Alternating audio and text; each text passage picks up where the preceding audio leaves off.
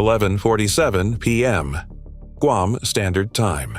The H-6N is China's most capable strategic bomber. It is a derivative of the Soviet Tupolev 16, a design whose airframe dates to 1952 and whose strategic relevance in 2024 depends entirely on what it carries rather than what it is. What the H-6N carries, in its most operationally significant configuration, is a single air-launched ballistic missile mounted under its centerline on a recessed pylon that replaced the aircraft's original weapons bay. The missile, designated the CH-AS-X-13 in Western intelligence nomenclature, is assessed as nuclear-capable with a range of approximately 3,000 kilometers. An H-6N, carrying a CH-AS-X-13 positioned 500 kilometers from Guam, had a weapons release envelope that could reach Andersen Air Force Base, Naval Station Guam, and the combined military infrastructure that made the island the United States' most significant fixed installation in the Western Pacific. An H-6N 500 kilometers from Guam without a squawking transponder and without filing a flight plan was an H-6N 500 kilometers from Guam that no civilian air traffic system would track, no international aviation notification protocol would cover, and no rules of engagement framework had been fully written to address. The H-6N had not fired. It had not maneuvered toward a weapons release point. It had not activated any system that could be unambiguously classified as targeting. It was flying in international airspace, without a transponder. At midnight, 500 kilometers from the most significant U.S. military installation in the Pacific. At 11:47 p.m., that flight was 14 minutes old, and the two F-35Cs from the Guam-based alert detachment that had been scrambled at 11:33 p.m. were still 23 minutes from intercept geometry. The E-2D Hawkeye airborne early warning aircraft that had been maintaining a patrol station 200 kilometers east of Guam on the standard maritime surveillance route had detected the H-6N at 11:29 p.m., 18 minutes after its estimated departure from its last known position at Hainan Island, based on the trajectory the radar track described when back-propagated. The E-2D's tactical coordinator had classified the contact at 11:31 p.m. H-6N class, no transponder, bearing from Hainan consistent with a direct Pacific transit, no course toward any established air route. She had transmitted the contact report to PACAF Command at 11:31 p.m. and had simultaneously advised the Guam Alert Detachment that a possible intercept tasking was developing. The F-35Cs had been scrambled at 11:33 p.m., 2 minutes after the contact report.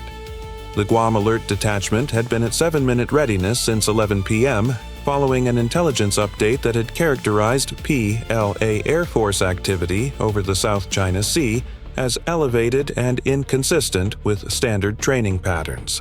7-minute readiness had been the elevated state for 97 minutes before the F-35C scramble order arrived. The H-6N's course had been steady at 110 degrees for 18 minutes, a heading that would take it southeast, deeper into the Pacific, rather than directly toward Guam on a 90-degree bearing. The course was not consistent with a direct approach to a weapons release envelope against Guam. It was consistent with a transit toward a holding position or a demonstration flight, or the approach geometry for a weapons release against a target 50 to 100 degrees off the direct Guam bearing. The ambiguity in the course was operationally deliberate.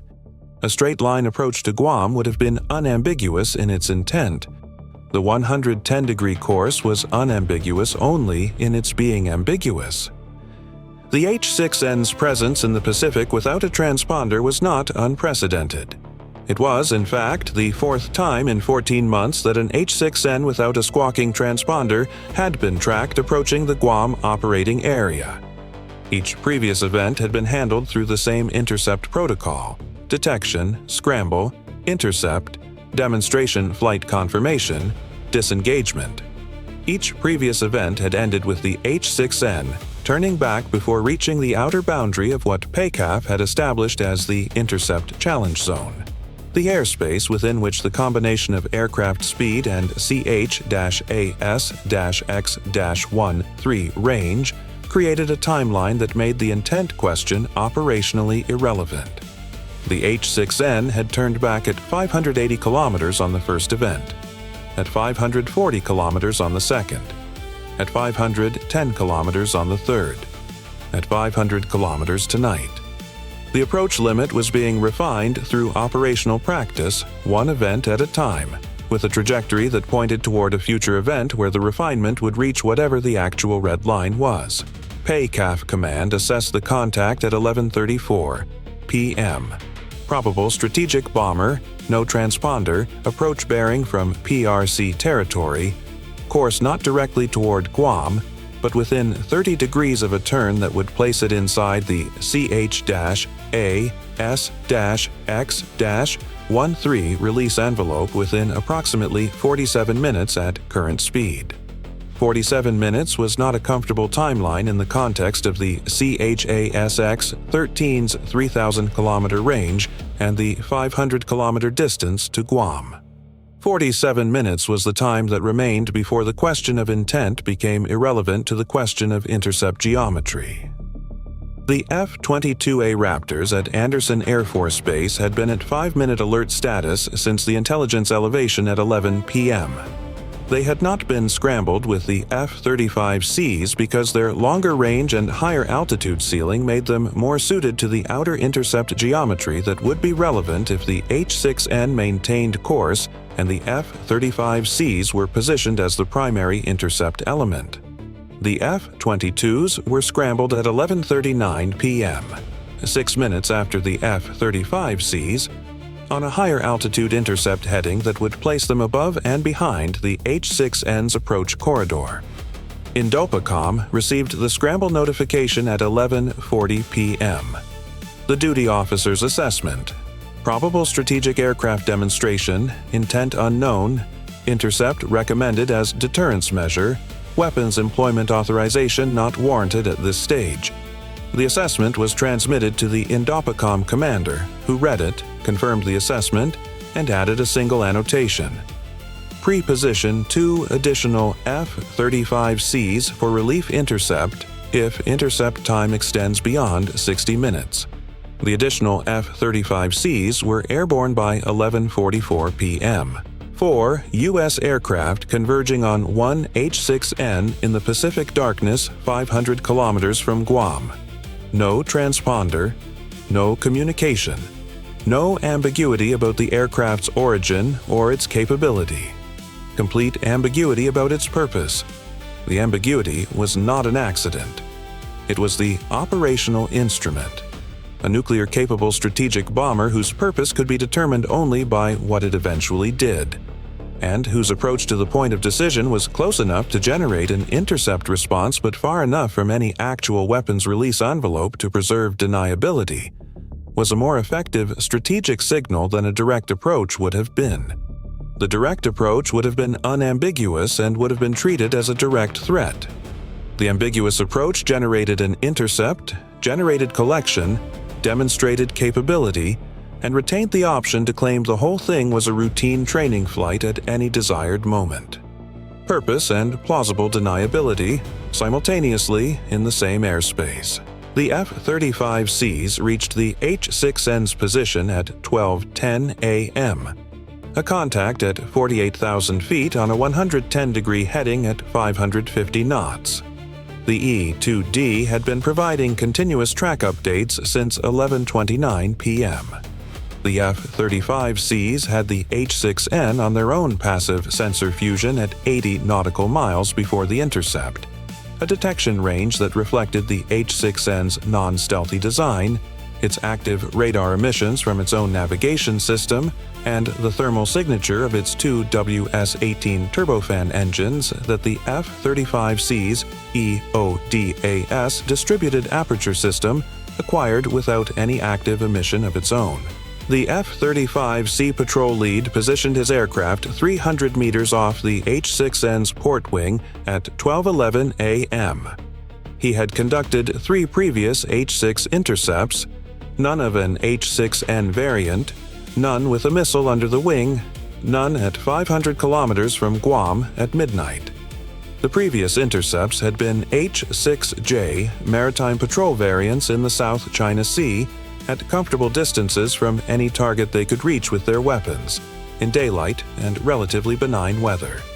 Tonight's intercept was different in every parameter that he could identify except the geometry. Same 300 meters, same parallel course, same passive sensor posture, same radio silence. The geometry was identical.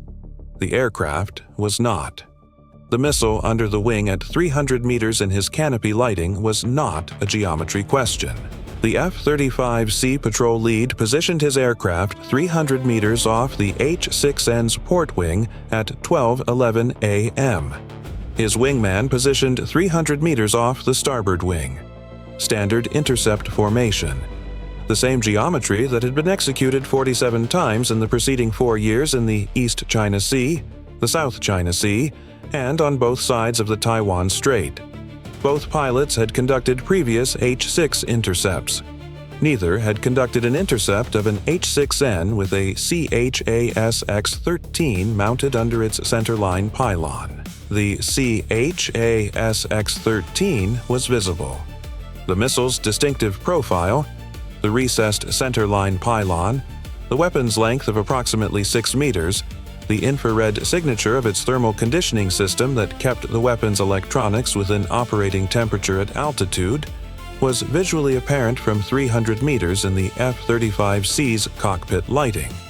Both pilots logged the weapon present in their intercept reports.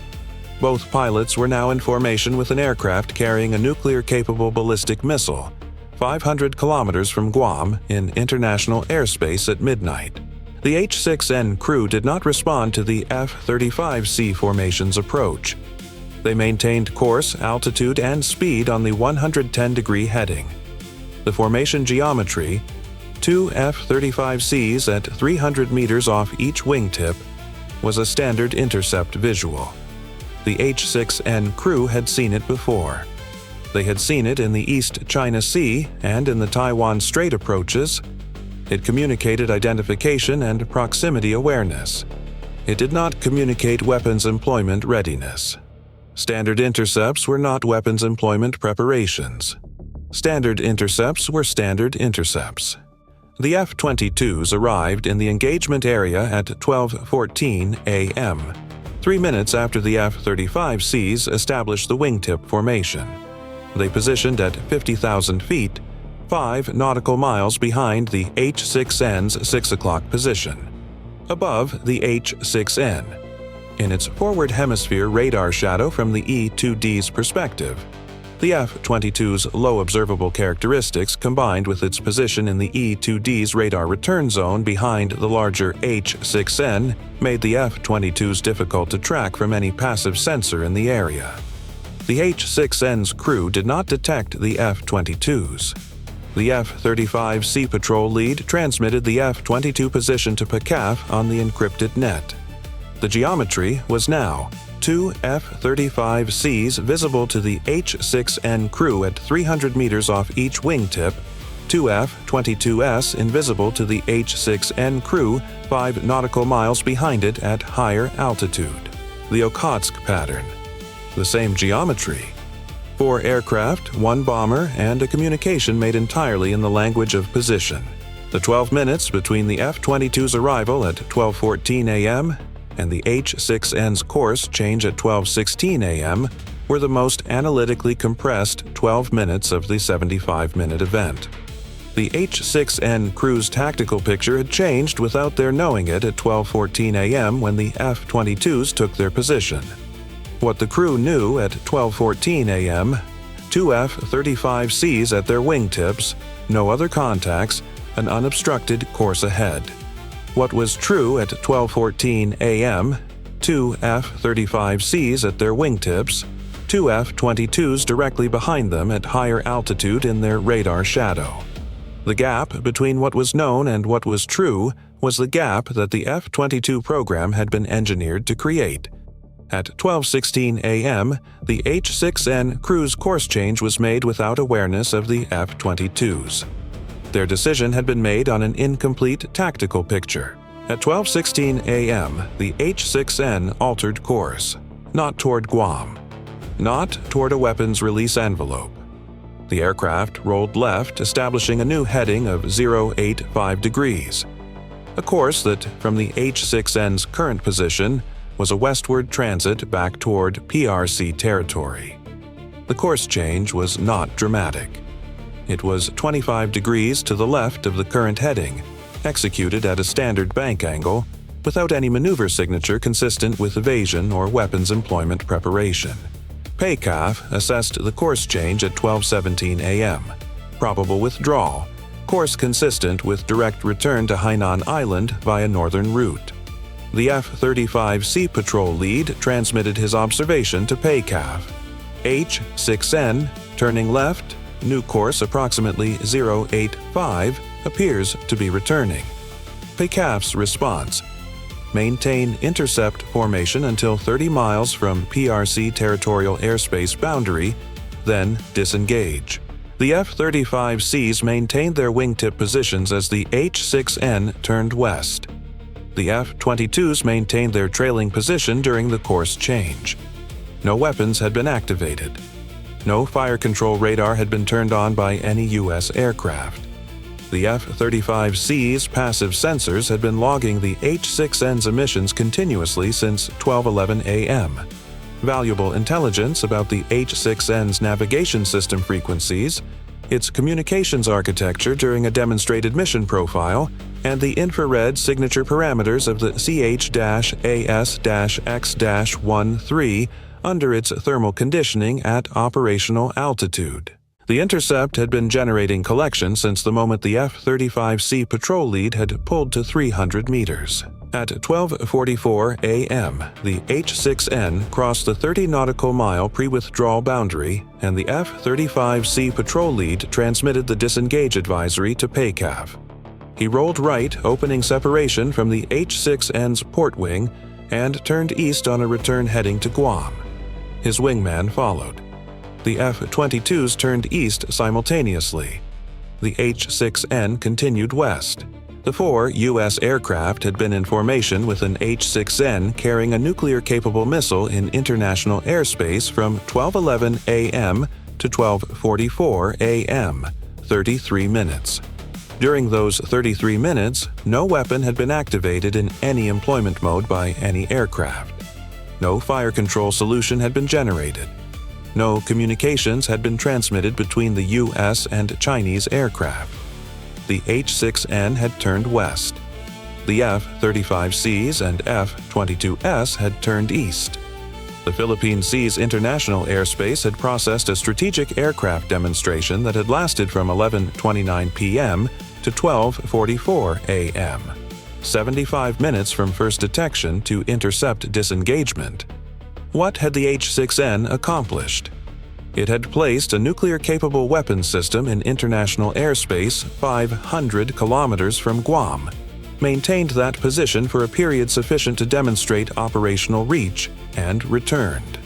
It had demonstrated that the CH-AS-X-13 was operational on the H-6N airframe, that the H-6N could reach the Guam approach corridor without filing a flight plan or squawking a transponder, and that the PRC was willing to operate a nuclear-capable platform in the direct vicinity of a major U.S. installation without prior notification.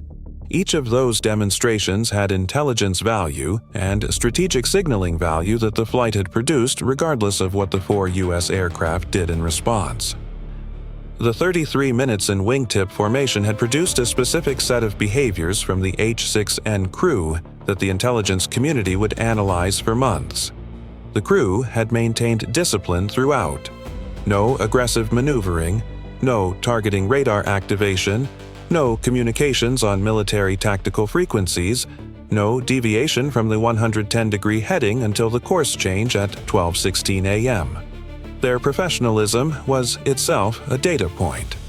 A crew that maintained complete composure during a 33-minute close formation with two F-35Cs at 300 meters had been trained to do exactly that.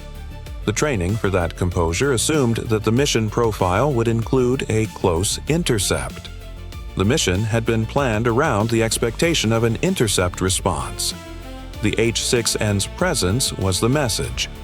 The F-35C's presence was the expected acknowledgement.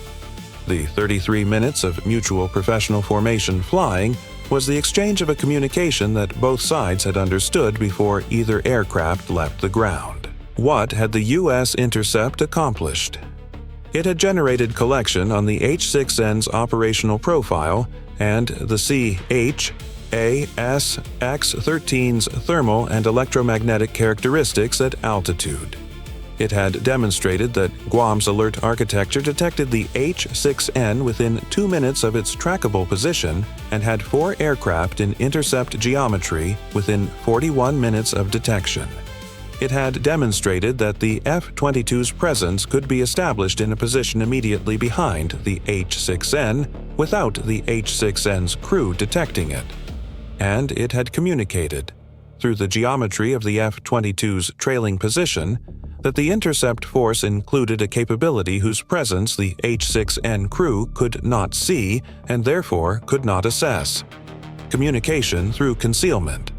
The same logic as the Okhotsk pattern, applied at a Pacific scale to a nuclear-capable strategic bomber. The PACAF intelligence cell at Anderson received the intercept collection product from the F-35Cs at 1:02 a.m. The intelligence officer who opened the collection file at 1:04 a.m. had spent 14 months building the H-6N target library from standoff collection sources, signals intelligence from ground stations, imagery from satellites, the limited acoustic intelligence from previous intercepts where the F-35Cs had not been close enough for the passive sensor fusion to reach the detail threshold the program needed. The file she opened at 1:04 a.m. contained 46 minutes of data at 300 meters. She read the summary parameters, noted the signal-to-noise ratios on the CH-AS-X-13 thermal profile, and made a notation in the collection database that read, "First-order data, all parameters." Then she opened the detailed file and began working through it. She would still be working through it at 4 a.m. The PACAF intelligence cell at Anderson received the intercept collection product from the F-35Cs at 1:02 a.m. The collection included 46 minutes of passive sensor data on the H-6N at 300 meters, data whose value to the intelligence community's H-6N target library was assessed as the most complete close-range collection product obtained in the platform's operational history. The CH-AS-X-13's thermal conditioning signature at altitude. The H-6N's navigation radar frequency pattern during an active mission profile. The communications protocol the crew used to request a course change authorization from their command authority during the flight. 46 minutes at 300 meters had been worth more to the collection program than 17 years of standoff observation. The H-6N crew had demonstrated what they came to demonstrate. The F-35C crew had collected what they came to collect. Both had done so without firing a weapon, without activating a fire control system, and without transmitting anything that either government could characterize as an escalatory communication. Time from first radar detection to intercept disengagement, 75 minutes. Chinese aircraft employed. 1 H-6N strategic bomber from Hainan Island. No transponder, no flight plan. CH-AS-X-13 nuclear-capable air-launched ballistic missile visible on centerline pylon. U.S. aircraft employed. 2 F-35C from Guam Alert Detachment, intercept formation. 2 F-22A from Anderson Air Force Base, trailing formation above and behind H-6N, undetected by H-6N crew. Course change. H-6N turned left to 085 degrees at 12:16 a.m. Westward transit toward PRC territory. Assessed as withdrawal following F-22 positioning. Intercept duration in wingtip formation, 33 minutes. Weapons activated in employment mode, 0. Fire control solutions generated, 0. Communications between U.S. and Chinese aircraft, 0. Collection product generated. 46 minutes of passive F-35C sensor data at 300 meters. Most complete H-6N close-range intelligence product in program history. CH-AS-X-13 thermal and electromagnetic parameters at operational altitude confirmed. U.S. aircraft status. All 4 aircraft undamaged, recovered to Anderson by 1:15 a.m. H-6N assessed recovered to Hainan by 4:30 a.m. local time. The H-6N had been 500 kilometers from Guam with a nuclear-capable missile under its wing. The U.S. had detected it in 2 minutes, had 4 aircraft in formation with it in 41 minutes, and had maintained that formation for 33 minutes while collecting intelligence that the intercept alone made possible. The H-6N had turned west. No weapons had been used. No personnel had been injured. The Pacific was dark and wide and professionally contested. Both air forces would be over it again. The F-35C patrol lead filed his flight report at 1:22 a.m. and went to the debrief room. The debrief consumed 40 minutes. The intelligence officer sat in on the second half of it with specific questions about the CH-AS-X-13's visible surface features and the H-6N crew's behavioral responses to the formation. The patrol lead answered what he could. Some questions he could not answer because the answers were in the sensor data rather than in his visual memory. The intelligence officer had both. She had what she needed. The patrol lead left the debrief room at 2:05 a.m. and went to the operations office to check the next day's alert schedule. His name was on it. Both air forces would be over it again.